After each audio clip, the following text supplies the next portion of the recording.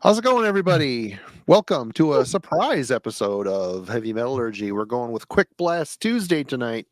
Alan's been having some ideas about, well, we both have, but he's the one that's been putting his foot forward and getting things moving now that school's kind of winding down for him. There's a little more time, and we're going to try to give you guys a little bit more content here and there throughout the week. Alan, what was the vision for all of this stuff? Pretty much just that, huh? Yeah, just the idea that, there's lots of things that we can chat about a little bit, but they're not, big enough topics to turn into a, multi-hour Friday night stream for Heavy Metallurgy. They're not things that we're going to discuss, in depth with, the book club series on Wednesday night. But yeah, the idea is from time to time, as time allows, that we can hop online, chat about something for, 10 minutes, 20 minutes, and, be done with it. So just kind of some short form content. A lot of times when people are looking for something to listen to on YouTube, they just want, that kind of, a quick blast. They don't want to sit and listen to the whole 3-hour, stream from last week. They just need something like, I'm washing the dishes. I want something I can listen to for 15 minutes while I'm cleaning up after dinner, or while I'm, trying to straighten up in the garage or something. So we thought, there's lots of cool little things we could do like that. It's easier for us, won't require a whole lot of setup or planning. They'll be kind of off the cuff, but they should still be, fun and interesting. And as Marty put in the description, it'll probably be different content. It's not always going to be album of the day. We've got, just some other little ideas to try out here and there, have some fun with, provide a little more content in a much more sort of bite-sized kind of delivery mode. And it might not always be the two of us too. It might be just me. It might be just you. It might be you and someone else. It's wide open. Anything can happen, as Jello once said on an album a long time ago. But if you're busy a week processing orders, I can grab somebody else or put some up on my own. And same for you. If I'm catching too many Pokemon to hop online, then you can take it away with any of your partners in crime, or just sit here and hog the spotlight all by yourself. Oh, yeah. So what have you chosen today for this little topic? Yeah, so for today, we thought we'd start with something very simple and just do album of the day. We'd each just pick one album, any album that we felt like gabbing about for a few minutes.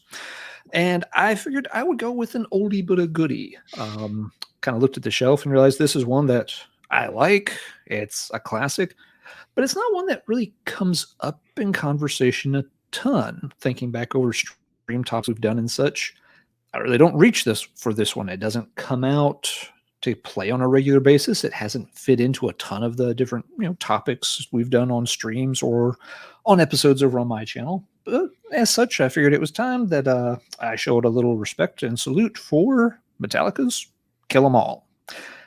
One of the albums where it all kind of began for a lot of things. There's obviously heavy metal in the US before this for, many years. But this album really kind of helped kick things into another gear. When you look at a lot of the stuff, before 1983, you're looking at stuff like very early Virgin Steel, The Rods, bands working in that kind of, more straightforward format. But you get to 1983 with albums like this, and, you're seeing, thrash start to emerge. Bands getting more aggressive, playing faster, playing a little nastier and a little dirtier. And that's a great description for Kill 'Em All. These days, everyone, of course, wants to talk, Ride the Lightning is what most people gravitate towards. Or, if they're tipping their hat to, one of the sort of, magnum opus of Master of Puppets, which, great album too. Or the technical wizardry and horrible production of Justice. Okay. And so this one doesn't always get mentioned in the conversation. It's lost in the shuffle for sure. It kind of does. It's that first album that they did. I mean, there's no denying they moved on to sort of bigger and better things. They got more proficient in all departments, And so, yeah, I understand why those albums get more love. But again, sometimes you got to go back to your roots. And this is where a lot of it began. The seeds of thrash are all over this. Yeah, it still does have a lot of, new wave of British heavy metal influences woven through it, but they're cranked up to 11 now. You don't hear a lot of new wave of British heavy metal bands with this level of aggression to them. There's early Jaguar, there's early Sweet Savage, but this was definitely taking that format and really trying to take heavy metal to the next level. It helps, kind of launch the mythos of, Megaforce Records. It was always surprised me this wasn't a Metal Blade release, as tight as Lars was with Brian Slagle. It just wasn't meant to be. It wasn't in the cards, but yeah, I always felt like this should have maybe been Metal Blade instead of Megaforce, but I guess it was just a little too early, a little too soon for Brian to be ready to tackle this project. Nevertheless, it's got killer track list, from that first, sort of big build up to Hit the Lights, Four Horsemen, Motor Breath, Jump in the Fire. They're just all classics. We all know them inside and out, which may be another reason the album doesn't get played a ton or mentioned. It's one of those albums it's kind of a given that you know the album and that you like the album, and that it doesn't necessarily require a ton of conversation. It's not a perfect album, of course. Some of the songs go on a little too long. Some of them are a little too repetitive. You can it's like, okay, you've said Jump in the Fire enough times. We don't need to hear you say it again. But it's still a really great album. It's one of those very early US metal classics for sure. I've owned 3 copies of the album. I got it on cassette back in high school. It wasn't the first Metallica album I got, but I have no idea if it was second, third, fourth. It was somewhere in that mix.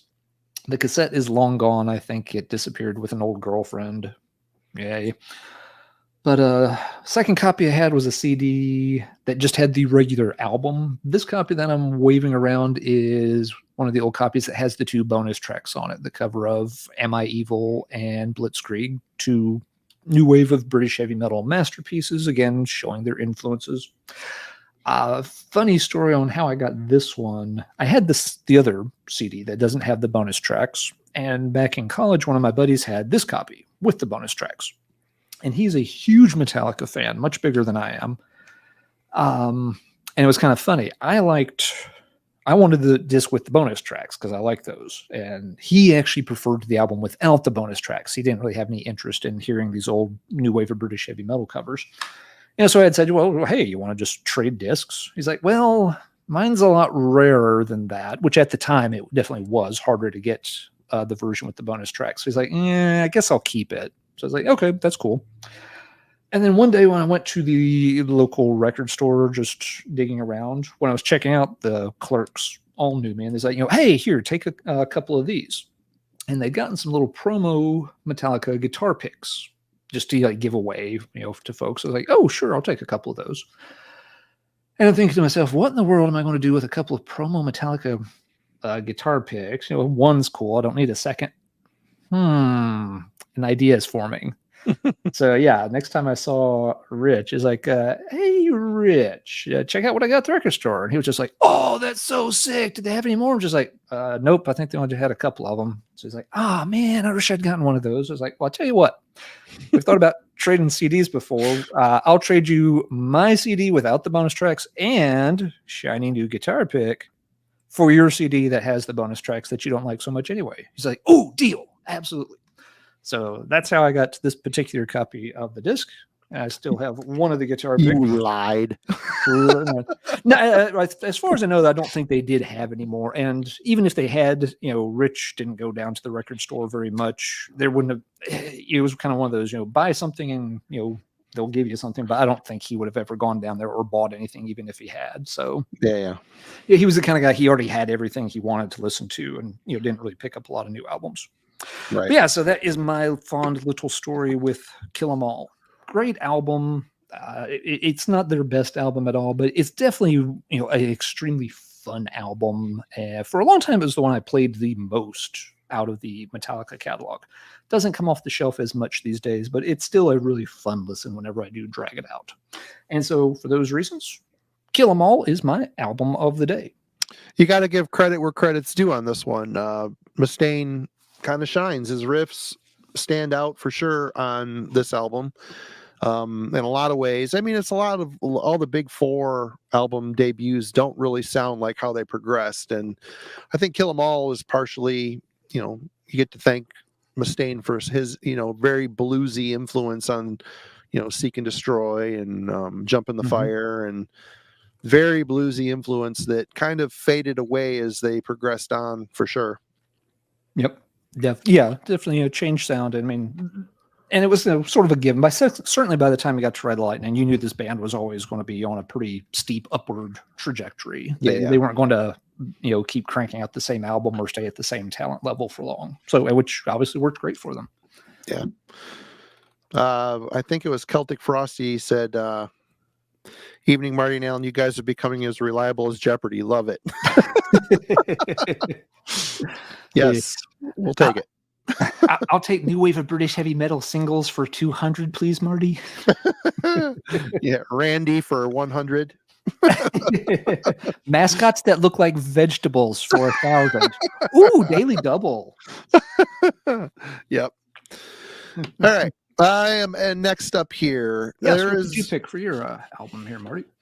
Well, I went down to Florida, and typically whenever people talk of Florida death metal, they're talking about Cannibal Corpse, they're talking about Morbid Angel, they're talking about Deicide, Obituary, maybe the big four of Florida death metal. But I've always been super partial to this 1993 often forgotten classic, Screams of Anguish by Brutality.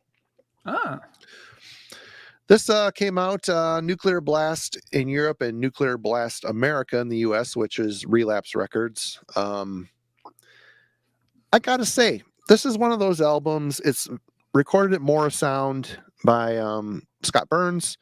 Very well produced album, very heavy. The band, obviously Brutality, very heavy death metal, crushingly low vocals, but vocalist Scott Regal never lost his clarity. You could kind of understand what he's saying. He's got a very, diction? Very audible. You could tell what he's saying. And I love his interplay over these riffs. The riffs, let me see. I got a bunch of notes wrote down here.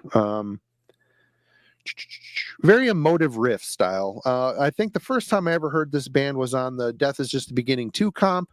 It was the amazing song Cryptorium. Still a classic. Super heavy.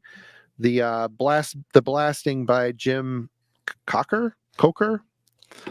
He's a very the production makes it sound very heavy when he blasts. That heaviness withstands the speed, and but Brutality just doesn't focus on blast. There's a lot of mid-paced action going on here. There's a lot of patience in the songwriting, which I always thought was kind of cool and unique when it came to the Florida scene. A lot of these being, other than Obituary's whole career was built on patience. But other bands like Deicide and Cannibal, they all go for the juggler. I thought it was really cool how these guys were more in the mid-paced realm. So when those blast beats would kick in, it was a lot more impact. But along with these really emotive riff style, where the vocals do follow suit, Scott's vocals are very. There's a lot of power in them and emotion. But the guitar duo of Don Gates and Jay Fernandez, the solos are very heavy metal influenced. They're tasteful and melodic, and they avoid just the just the whittly and then dive bombs. The solos come from somewhere and go somewhere. Very memorable. Really adds a really nice level of class to the material on here. What else was I going to say? Yeah, I mean, like Cryptorium, of course, and the debut, the leadoff song, "These Walls Shall Be Your Grave." Very quick precision blasts, and it just builds this intensity, only for it to fall away. And these really atypical, very cool riffs come swelling in, making it a very strong and often overlooked listen. I mean, I think these guys had a bit of a buzz surrounding them when they came out, but they just didn't. Their second album, The Sky Turns Black, also good, but it just wasn't as good as this debut for me. They broke up for quite a long time. They got back together. They put out some other stuff. I don't know if they're still. I can check, see if they're still active here on They're the listed as active over on. I was looking at them right now. Yeah, they're listed as active, but let's see, they had an album in 2016 and an EP in 2018, and since Yeah. then there's been a couple of compilations and a box set. So nothing new since about 2016, 2018. Right on. And even when they got back together, I have oh boy, I didn't have In Morning. I think I missed that one, but I don't know. They maintained the ones I heard when they got back together were just as solid. But this is a good one. This is a really good, solid album. Often forgotten, not really talked about much. There's other bands that came out around the same time that were similar as these guys. Another one that comes to mind is Resurrection. They had a lot of very interesting sample interludes of the same guy talking, all this crazy stuff.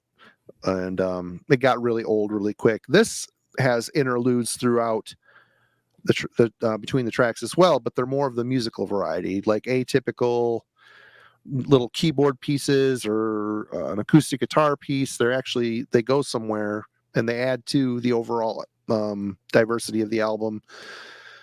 I liked it. It doesn't get old. It's a very solid album. I've been listening to this one a bit lately. It's been kind of fun to dig back into it again. And again, often lost in the shuffle, which is kind of a drag for these guys. But check out Brutality, Screams of Anguish. Alan, have you been familiar with that one at all? I don't know the album. I remember the band, on a compilation or two. I'd forgotten it was volume 2 on Death Is Just the Beginning, but I remember them being on it. But no, I never did check out the album. They definitely got lost in the shuffle. I don't think I've ever seen that in the wild either. So I'll have to check that out here in the next couple of days while working around the place. Tom brings up a good point here. They love how you incorporate 2 guitar parts. I did write that down, forgot to mention it. The way the guitar lines interact or play off of each other is also really tasteful. Really, it's a good band, man. There's a lot of thought put into this, not only, trying to live and breathe in the Florida death metal style with their sound, but they're actually doing something that wasn't exactly following what everybody else was doing at the time, which is cool. Maybe that's another reason why they're forgotten. It seems like the innovative ones are always how come Marty never looks down to hell for his 411? What the hell does that mean? That you don't have to look down at anything for your information. You're always able to keep your eyes up. Oh, okay. It's because he's got it all stored up there. That's why. I do have notes, but I just wrote them, so it's. I've noticed a lot of times that yes, by the time I write or type out any notes, I basically remember them well enough that I don't have to do much more than glance at them.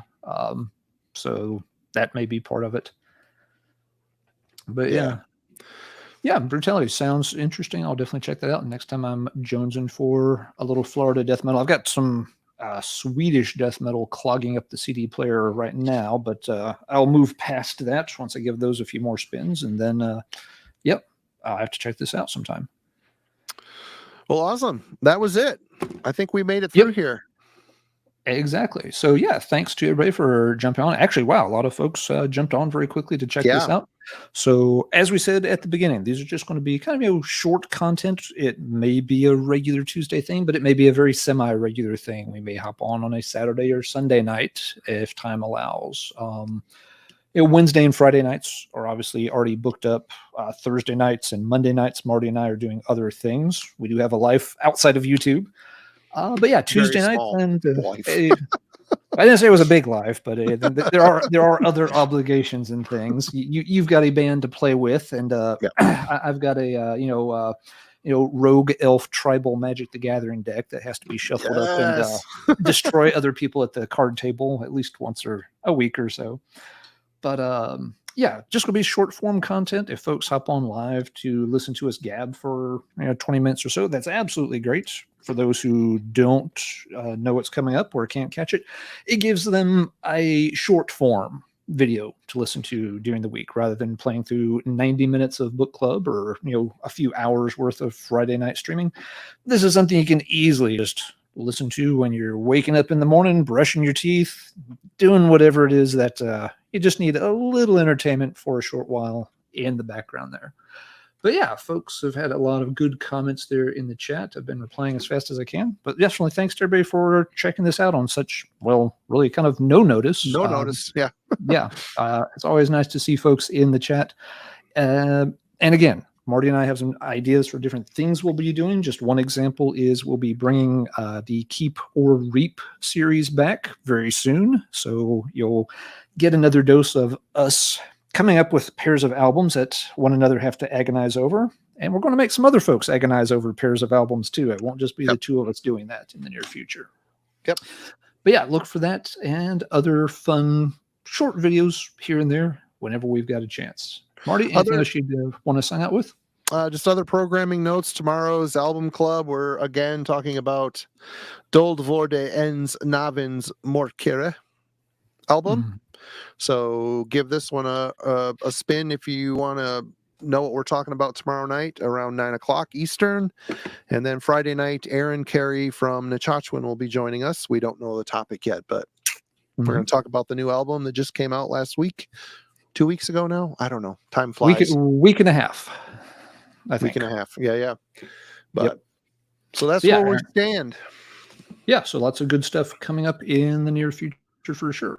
So yeah, again, thanks to everybody in the chat. Sorry if we didn't get to everybody's comment. We've been trying to shout out and flash as many on the screen, and I've been trying to send out some quick replies. Folks have a lot of good picks and a lot of good info in there tonight. So hello to everybody, and also good night. Good night. See you tomorrow. Everybody have a good night. Thank you.